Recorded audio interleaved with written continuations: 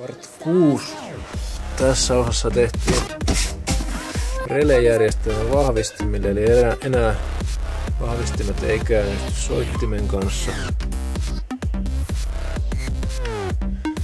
vaan omalla releellä jokainen homma toimii niin, että supilankut käynnistyy, 2 etupäävahvaria, toistaan 2 midiparia ja pisarat. Sitten on kolmannessa toistaa yhden midiparin ja sitten Spln soittimen, mitä ei kuuntele ihminen autossa. Meillä on 3 relettä käynnistyy. Niiden virrat tulee tänne. Laitetaan sulakan väliin ja sitten vaan lussaan kiinni. Otetaan aika työmaa-auto. Kierretään. Seinät tuo ruuvit, uret, kuulosuojaa, räikkiä.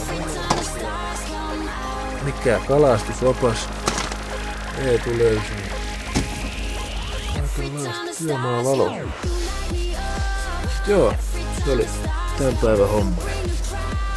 Se poikaan kanssa keksittiin uusi olympialaji. Subwoofer frisbee. Hyvin se frisbee lentää.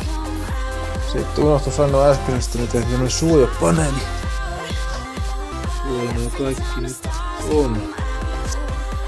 Tää on aika riskaa peli, jos jotain tavaraa heittää varsinkin. Normaaliin tapaan hiilikuitua. Otetaan tänne.